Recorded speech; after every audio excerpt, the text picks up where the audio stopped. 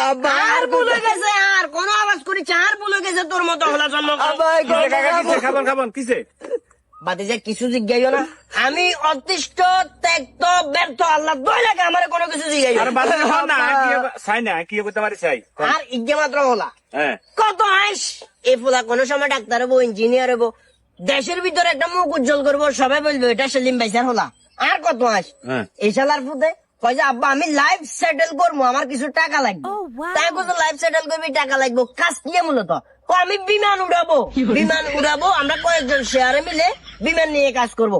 আমি তো খুশি হয়ে গেছি, ওমা কি আরে যে হলা কখনো স্কুলের দ্বারে কাছে যায় না, মাদ্রাসার দ্বারে কাছে যায় না, ঠিক মতো হওয়া লেখা করে না, কোচিং করা যান না, ঠিক মতো বই কিনে দিলাম না, হে হলা বলে বিমান উড়াইব।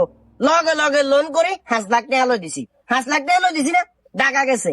প্রথম 1 মাস আইবার হরে তো বাতি যা মামফানি ছাড়া খান না, তোমরা নিজেও দেখছো না? মামফানি খাত থেকে এক বলছে আলহামদুলিল্লাহ আমার হলা লাইফটা সেটেল।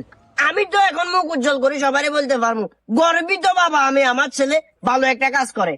এরপরে আবার টাকা গেছে, 2-3 দিন আগে আইছে, আইবার হরে কইছে 1 প্যাকেট কয়েল লয়, কইছে আব্বা আমার কাছে টিয়া নাই। তোর কাছে টিয়া নাই মানে 5 লাখ টাকা লো দিছি 3 মাসের, প্রথম মাস দেখলাম যে বংশং করে চললি, এখন টিয়া নাই। কইছে আব্বা বিমান উড়ে লাগেছে যে টাকা গুলো বলে উড়াইছে, এখন আমার কত বিমান তুই বিমান উড়েছে। আমরা তো বুঝুন না কি বিমান হয়েছে, হ্যাঁ তো জুয়া খেলছে জুয়া গরমিটা আছে না এবারে ইয়ে যাবো জায়গার নাম বলে এখানে আব্বা আর করতাম না।